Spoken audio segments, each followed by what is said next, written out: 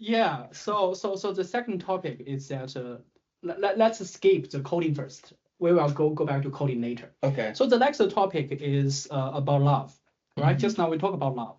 Yeah. The first question is that what do you think is love? I mean, a general love, not necessarily romantic. What is love? I think love is like a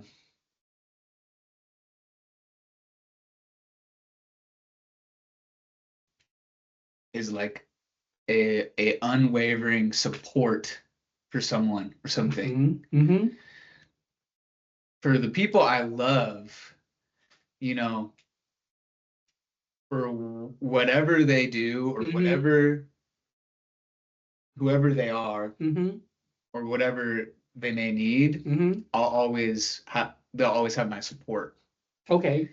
If they ever need something, I'll be there. Or if anything ever happens to them, I'll have their back. So let's lay an example. If sometimes there are some conflicts between what you want to do and what they need. Let's say Saturday afternoon. Yeah. A person, it can be your family member, it can be your girlfriend, it can be your friend, say, hey, Park, let's do something. Whatever. But your original plan is that, okay, I want to develop my game. Yeah. This one, whatever. I really don't want to do that stupid shopping. Yeah. I don't want to spend 3 hours in the shopping mall, whatever, right? How you choose? That depends on the situation. I think you have to think actually how that choice will affect that person. So empathize with them. If I knew that would ruin their day and like make them super sad, I probably would be like, okay, I can put this down. That means more to you than my game means to me. But also, I think it's okay to have conflicts with people you love. I think you can go through periods of loving someone and not liking them, like being mad at them or like being annoyed or upset, and still love them. Because you also have your own, needs and your own emotions. I think it makes sense.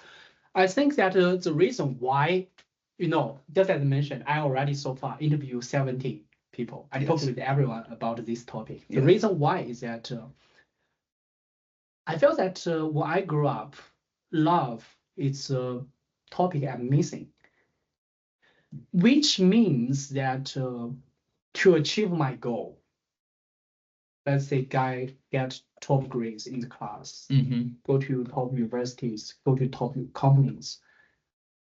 That goal catch my eyes. And I felt that to achieve that goal, I don't want to waste. At that time, I think it's a waste of time. Yeah.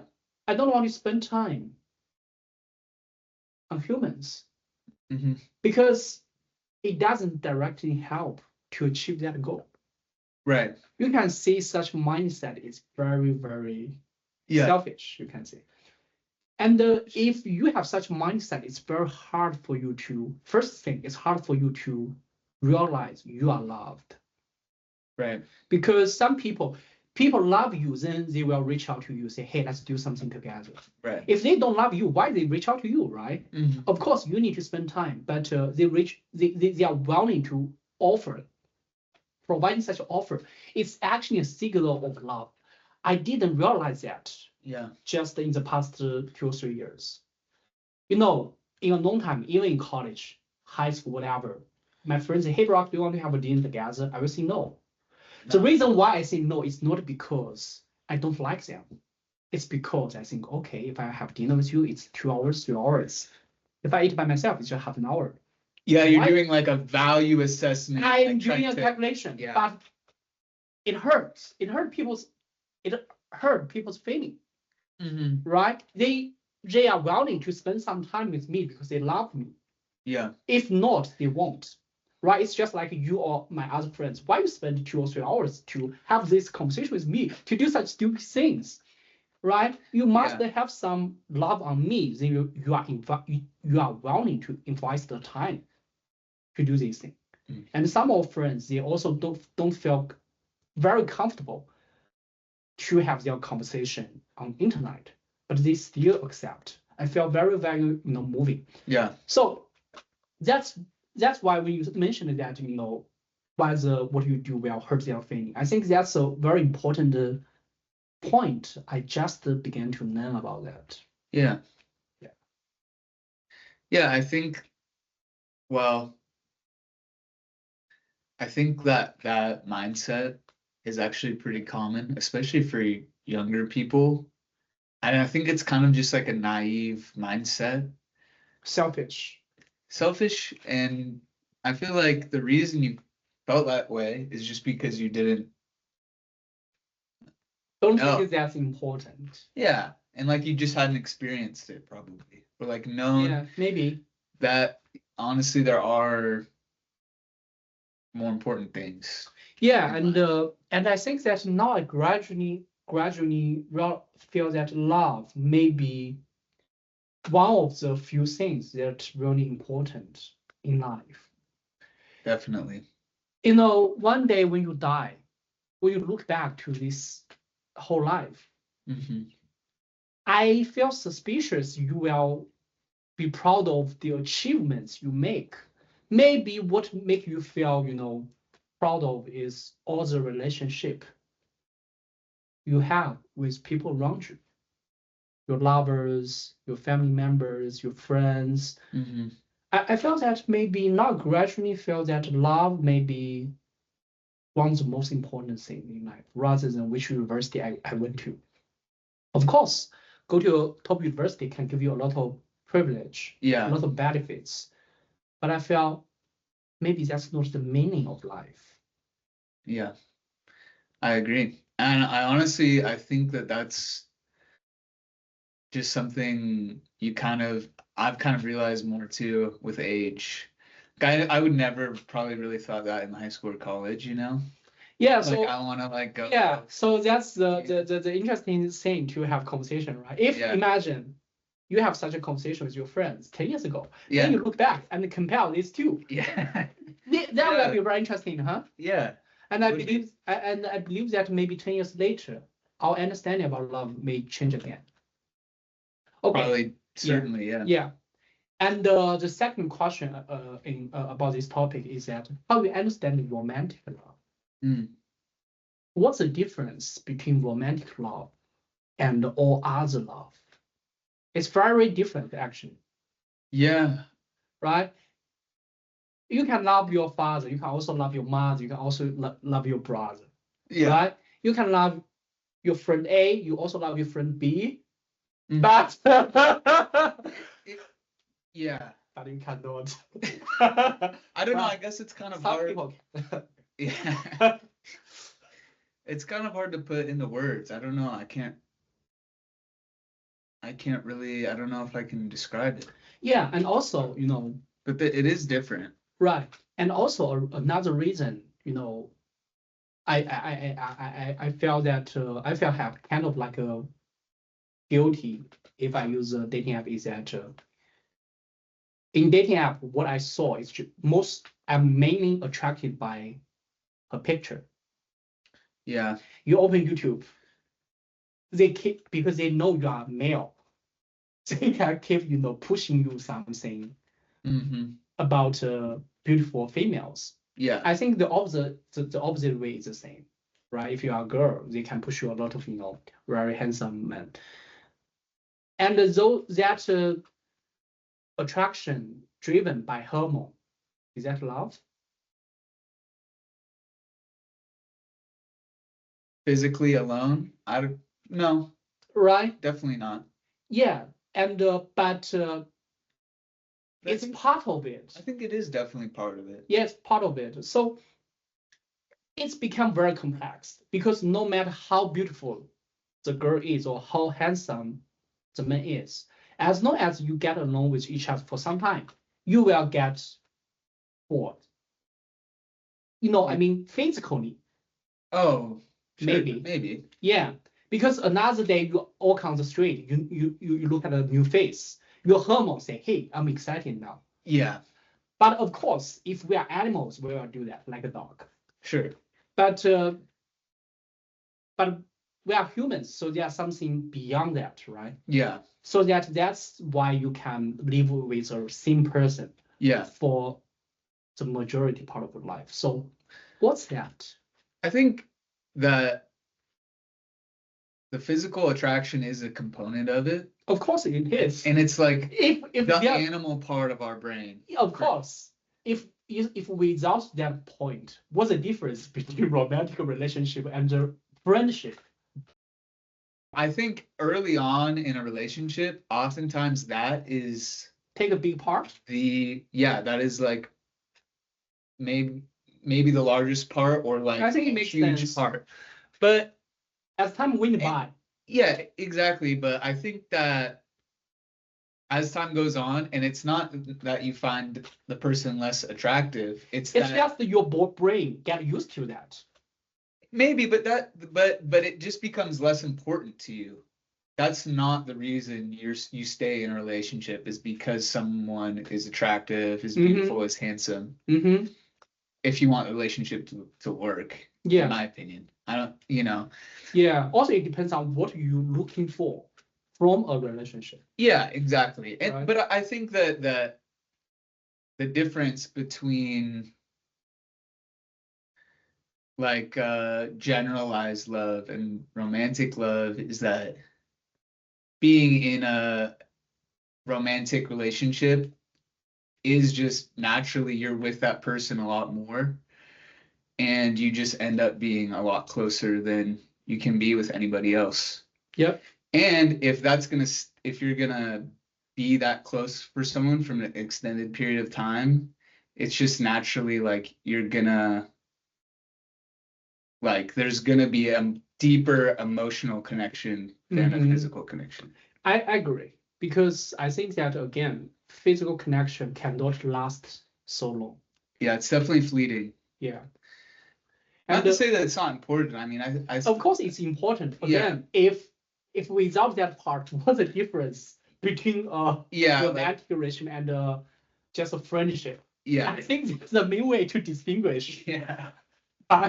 You can have a lot of female friends. Right? Yeah. Yeah. It follows up. It came, based on your description, right? Maybe at the very beginning we are driven by the more animal parts. Attraction came from our hormone, instinct. Yeah. And then the time you spend together, the memory you create together, the personality you appreciate, gradually become some more something beyond material or physical. So the following up question is that, what's your suggestion for your friends who are single? Okay. I think download the dating app. Well, I don't know. Okay, I think if you're looking to date someone, I think the best way is actually it's almost like how when you, at least for some people, for me, for the job search and in life too, I'll tell this story in a second. You can spend all this time applying to jobs, sending out hundreds of job applications. Send the application blindly. That a lot of times will not work. Like, it won't lead to anything. 99% of the time. Maybe it will lead to something you actually don't like. Maybe even that. But if you open yourself up to just like going out into the world and like meeting people and joining a conference, and then all of a sudden randomly like you get a job offer from that. I feel like it's similar to love, like, or starting a relationship. The more you go out into the world and like do things, and the more interactions you have with people, eventually the stars will align, and I feel like that is like a much more likely way for something to start than to just blindly send out a bunch of date requests on an app. I feel like it's actually kind of really similar between the job search and the search for love. I think that's similar to most of those things in life. Mm-hmm. Let's say, for example, you want to achieve something. Let's say you want to someday you want to become a indie game developer. Just to give random example, right? Mm-hmm. I think that it shouldn't start by, okay, I want to become an indie game developer, blah blah. Yeah. It should start with I just enjoying creating a game. Yeah. Enjoying share with people. Mm-hmm. And because you enjoy that, then you spend time that, then people, opportunities related to that came to you. It's not you work to them. Exactly. They are attracted by you. Yeah, there's like a force that brings that. You know, there is a so-called attraction rule, something like that. The law of attraction. Yeah. I've heard of it. So yeah, I'm also have the same, mm-hmm. feeling about that. Is that the first thing you must be yourself. Yeah. You enjoying your life. You are a person full of love. Then you can attract those positive things rather than I'm desperate to find a job. Please give me a job. I think things definitely. Even if you get a job, it may not be something you really want. Yeah. I think that's very ironic is that when you desperate. When you stop caring about it as much and you put it on the back burner and you focus on just living your life, that's when the opportunity finally arises. Exactly. And the point is that it echoes something I mentioned before. I must have the ability to distinguish because I had such experience. Mm-hmm. Focus on myself. I really enjoy myself. I attract opportunity and people. I turn them away. I say, hey, please don't stay on my way. You get that? So this story has a second part. You attract people to you, but you turn them away. Say, hey, I don't want to waste time. So that will be a little bit sad. Are you saying you still do that? I'm trying to change. Yeah, I mean, maybe you could get into the situation where you have too many opportunities and you have to turn some away, but I think like being open to trying or just facing stuff. Okay, and another piece of advice, I feel like a lot of people Parker's life wisdom. Yes.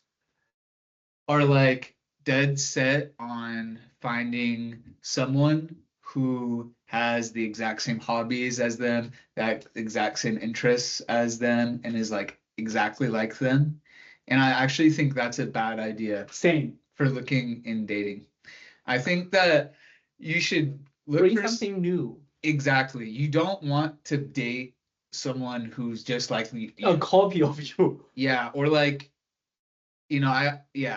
I think it's actually pretty cool when you can have someone who has completely different interests than you, and you can like come together and learn like about. I think that what your dad mentioned, maybe in spite of have the same like hobby, the same lifestyle, it's more like that your core value. Everyone maybe in this world has their own philosophy. Yeah. How they understand a lot of things. Mm-hmm. I think those core value may be something will need to be related. Yeah. For example, if I'm a person think lying, it's a problem. Mm-hmm. Lying. Yeah. But another person think, okay, it's fine. Lying is not a big deal. Yeah. Then I assume in such scenario, it can be a potential problem in the future. Yeah. Yeah, I think not. I don't even think you necessarily have to have the exact same core values.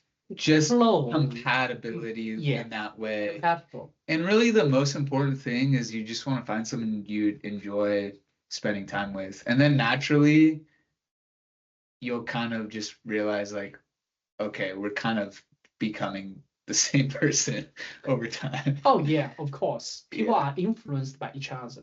Yeah. Right? It's like your parents, they get married so for decades. Of course, they are gradually become more and more like each other because they influence each other. Yeah. But on the other hand, that you are willing to be influenced by another person, it's also a way to show love because everyone has ego. Totally. Right? We have our own ego. When I say, hey, Brahaga, there's something I don't appreciate. Only you must love this person, then you are willing to change. Yeah. Change yourself is really hard. It is. I'm used to be a person. No, I won't change. Yeah. But I think you have to. I think it's actually a requirement, at least a little bit. I agree. And I used to feel reluctant to change. But now I think it again. Wanting to change myself is also a way to show my love for this person. Of course, I must agree with some basic assumption or reason, right? Maybe not everything is reasonable, but if my rational agree with that, because sometimes even though humans are really emotional, even I know what you are talking about is correct, I still stubborn, right? That's I think if we can overcome that disturbance, it's also a signal of love. Yeah, definitely. Yeah. So to use a quotation to end this topic is that last week I'm reading a book called The Art of Loving. And there's one quotation in it is that, a wrong understanding about, love is love you because I need you. Because I need you? Yeah. But a correct, or the author's opinion about love is I need you because I love you. Right? Yeah. Because it's like, let's say romantic relationship. I look at someone is so beautiful. I need her. So then I say, hey, I love you. Yeah. That's one situation. Another situation is that I just enjoy the time to spend with her. Yeah. Then I hope that she can be with me for a longer time. So that's two different situations, right? Yeah. Yeah. I think that it's a big lesson to learn maybe for our whole life. Definitely. Yeah. I was still learning about it. Yeah. But you are several steps ahead of me. I'm a beginner. Yeah. I'm just elementary school. Okay, cool. So let's go to the third topic. Let's talk about coding. Let's go. So the first